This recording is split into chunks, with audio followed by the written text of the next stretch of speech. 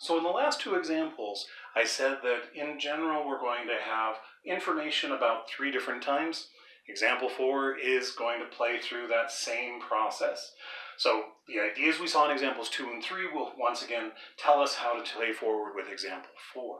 So they tell us something about the initial temperature of our thermometer, and then they say after 2 minutes our thermometer is going to be 60 degrees Fahrenheit, and then they ask what's going to be happening after 7 minutes. So this table feels very similar to the tables that we saw in examples 2 and 3. The only thing that's going to be new here in example 4 is because this is a Newton's law of cooling problem, we also need to think about the temperature of the surrounding medium. In this case, we're putting the thermometer into a refrigerator.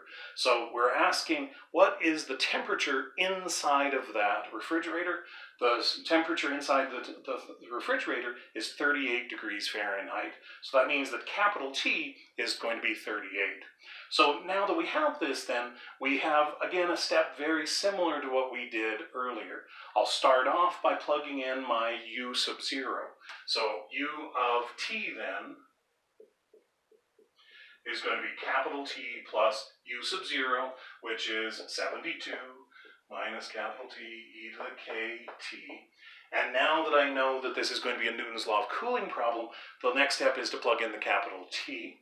So we have then, I'm going to come down here, U of T is equal to capital T, that's 38, plus 72 minus 38, e to the kt.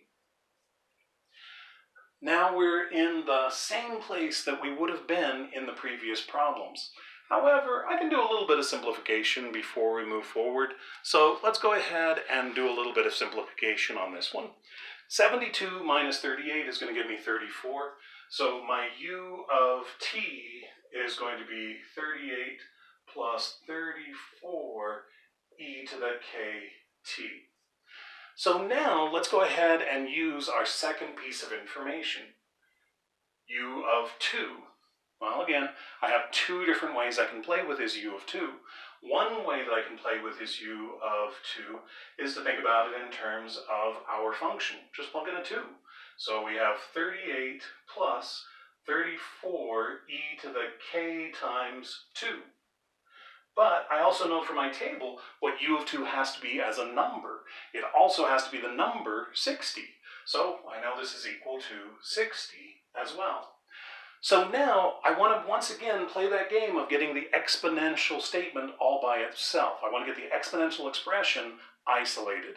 So this time, again, because we're looking at a different formula, we have a little bit of a different process, but the big picture is still the same. I want to get that E guy all by himself. So I'm going to start by subtracting 38 from both sides. So 60 minus 38 is going to give me 22. So we have 34 e to the 2k is equal to that 22. And then I'm going to divide both sides by 34. So e to the 2k is going to equal 22 divided by 34. But 22 divided by 34 can be reduced, so let's go ahead and do that while we're at it. It's going to reduce down to 11 over 17. So now that I know that e to the 2k is equal to 11 over 17, I can go ahead and once again take this exponential statement and rewrite it as an equivalent logarithmic statement. So the natural log of 11 over 17 is going to equal 2k. Divide both sides by 2, and I have now that k is equal to the natural log of 11 over 17, all divided by 2.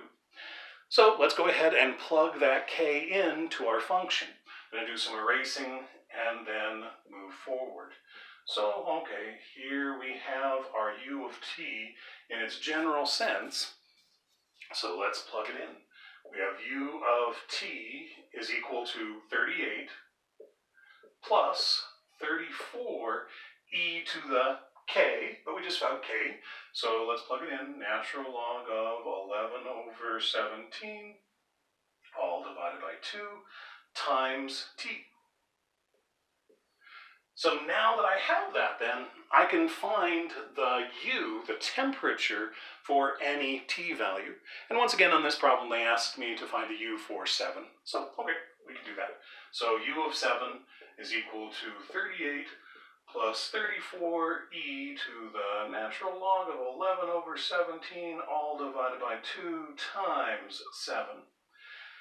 Once again, at this point, this is just a calculator problem. You go to your calculator and you see what you see. I'm going to go ahead and give you an answer, and then you can go ahead and see if you got that same answer as well. So I would start off with natural log of 11 over 17, divide that by 2, multiply that times 7, take e to that power, multiply that by 34, and then finally add the 38. After doing that, I'm going to round to 1 decimal place on this one. This is about 45.4. And because it's an application problem, let's go ahead and put some units on this one. It's going to be degrees Fahrenheit. So the temperature of our thermometer after 7 minutes is going to be 45.4 degrees Fahrenheit. At this point, you're ready to go ahead and check out the homework associated with the section. Have fun.